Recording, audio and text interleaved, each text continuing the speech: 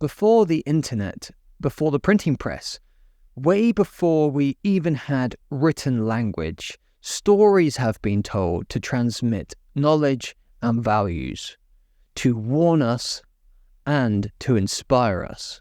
Imagine the flickering firelight illuminating the faces of our ancestors as they're captivated by a tale spun by an elder. Tales of villains and heroes, defeats and victories. Stories weren't just entertainment. They served as unforgettable maps and blueprints for survival, guiding those who were wise enough to heed their warning to a more prosperous future. These stories had the power to shape minds, inspire actions, and determine the course of entire civilizations. Stories are powerful. They resonate with us on a deeper level than facts or figures. Think back to your own childhood. Were you ever more engrossed by a well-told story than by a dry list of facts? Of course you were. Stories engage our emotions, our imagination, and our memory. Information woven into a narrative becomes more relatable, memorable, and ultimately impactful. The stories that we've internalized in this way, both the ones we've learned and the ones that we formulated ourselves from our experiences, influence and dictate the way that we live our lives today. These internal narratives shape how we see the world and our place in it. They influence our beliefs about our abilities, our potential, and what kind of life that we deserve. Money doesn't grow on trees. Money is the root of all evil. The world is a dangerous place. You can't trust people. I'll never be good enough for my parents. All men or all women are bad, etc., etc. Many of us unknowingly carry these limiting stories with us, forged from past life experiences or outdated ideas. These stories run in the background, subtly guiding our choices and preventing us from living up to our full potential.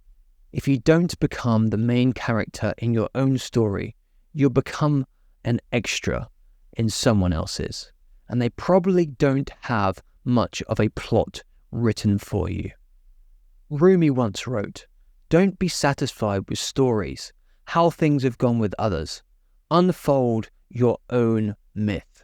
You might be familiar with the concept of the hero's journey. This is a universal story structure found in mythology, movies, literature throughout all of history. The hero's journey is one of calling to adventure, exploration into the unknown, and the eventual triumph over the challenges and the trials that they must face. The hero ultimately returns home transformed, with a wealth of new treasures and wisdom ready to share, now able to help their family and their community in greater ways than ever before. Think again of the phoenix being consumed by fire, going into the unknown, and being transformed, and then coming back renewed. These myths and stories all tie together. Imagine our hero about to set out on a quest. Think about how important it would be for them to know what was at stake during their mission, to keep them focused and to help them take courage in times of hardship. That's what your anti-vision will become for you. For you to completely commit to your journey of growth and transformation, you need to know what's at stake. You need to understand that if you don't commit to this journey and see it through, this is what could happen instead. So start to see yourself as an adventurer in search of treasure. Whether that treasure is in the form of self-knowledge and actualization, life experience, wisdom gained, connections made, love found, or money made. Become the hero of your own story. Let me tell you something. You may have failed at some things, but you are not a failure. You only really fail when you quit. And the fact that you're watching this video right now tells me that you are not a quitter. Even if you're in a bad place right now, even if you perceive yourself to be at rock bottom, things can always get worse. Hell is a bottomless pit.